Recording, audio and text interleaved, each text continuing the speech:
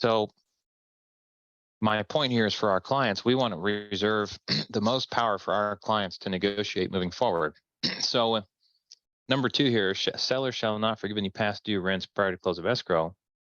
There's several things going on. The past due rents could be considered an asset because they're still due and payable.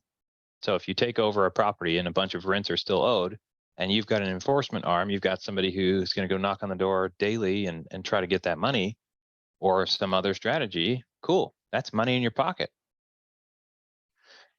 You could also reserve it as a reduction in purchase price because, or I don't know, you could do something with that. But I think the most powerful thing is if you've got past due tenants and they have past due balances and they have leases that indicate that they can be kicked out for being past due on rents, then you don't want that situation to change 2 days before close of escrow.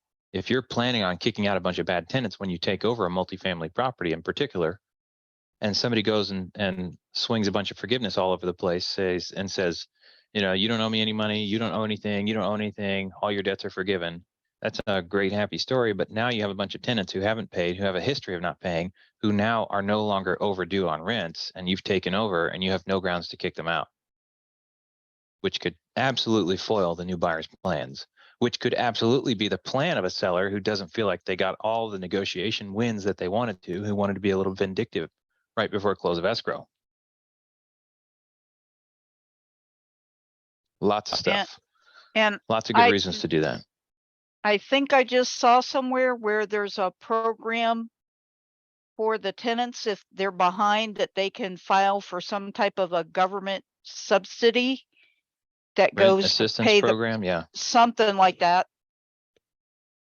Yeah, so the other thing about that is those rent assistance programs, whether COVID or not, usually come with some sort of stipulation that the tenant is untouchable for a time period. Some of them are 30 or 45 days, which is cool. Some of them are like 6 months, like you have to release any cause of action or forgive any past due amounts already that they're not paying. So even if they'll pay up to $2,000, but the person owes you $3,000, you have to forgive the third $1,000. And then they would be untouchable for 3 or 6 months or something like that. So if they stop paying again, so it may or may not be worth it depending upon the program. You just need to know what you're looking at. So then the other thing during multifamily is like, I want to know who you're considering before you do that. Like during the escrow period, I need to know of any actual or potential changes in who's coming and going into the property.